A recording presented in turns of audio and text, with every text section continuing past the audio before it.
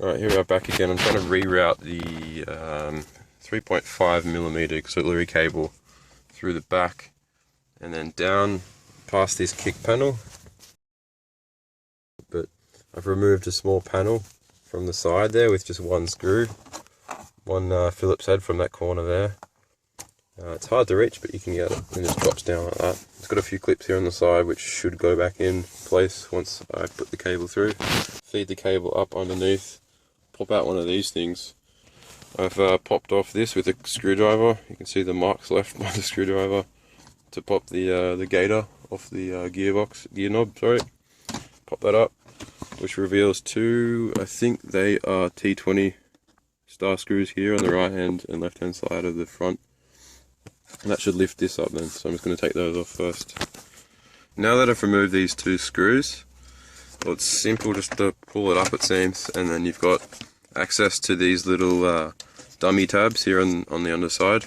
Choose your dummy tab that you want to pop out. You just have to fiddle around with your fingers. Where my thumbnail is, behind the first bit of plastic, you've got another little thing. You can just push it and it'll pop up. So you take this out and have a look at it closely. So you just got to squeeze on that edge there and it will come out. I'll keep these in case you want to take it back out again. Pop that down again so you can see. Yeah, that's the system you got there to put the new device of your choice in. The one on the right hand side is the one that had the white aerial cable on.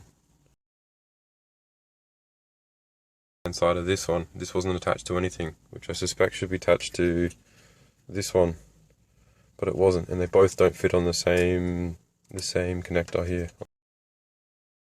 The connections around here are too thick. This is the plug.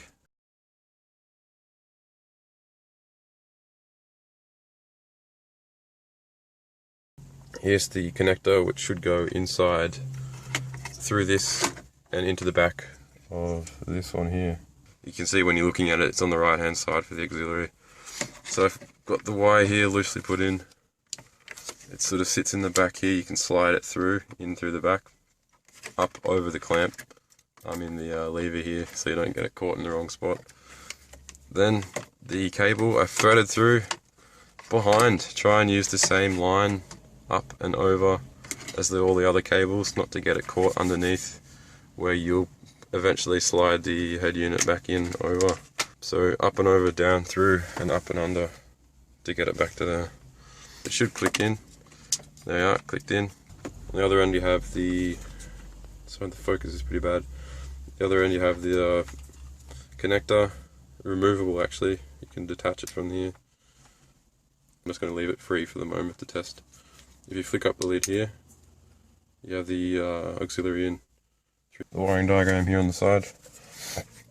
Here's the front, the RCD-510 5-disc CD changer in the Golf 2007 model that I have here. If I go to the top now, you'll be able to see the wiring diagram. There's you can see auxiliary, ground, CD changer in, don't have any of that shit. CDX data out, don't have any of that. Phone, that must be the phone controls, or I guess Bluetooth if you have that option in your car. So if I match this up with this one, you can see that on that right hand side you have auxiliary right, left and ground. It's hard to see on this thing, but on the right hand side of this connector is exactly where those are.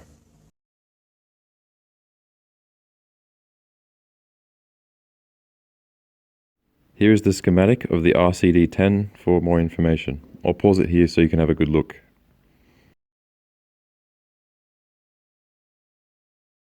Here's the auxiliary little clip here that slots into the position where I popped out the old dummy plastic bit.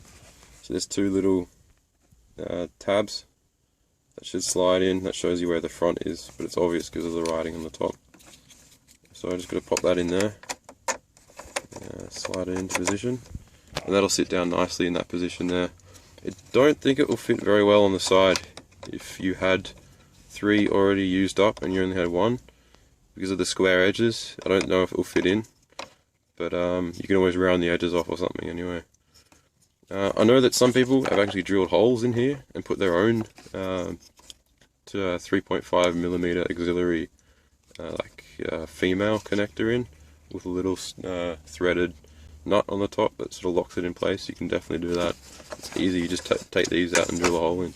Got the other side here that I've threaded through. I found a small gap here, out of the way of everything else, down through here and through a little gap under here, which will thread easily actually under here and connect up with this, the underside of this. So I'm going to put that in there, leave that in there until I get this in and plug it in. Here you have left or right. I'm just going to plug it in both ways and see how it works once I've hooked it up.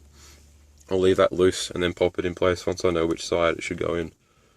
Alright, I've threaded it through, so I've just popped it in here to hold it in place. I'll now put the screws back in, drop this back down again. Alright, so the screws are in place. I'm just going to put this down in. There's little catches, little tabs here that they just sit in, and just be gentle, work your way around and pop it in. So there it is, back in place.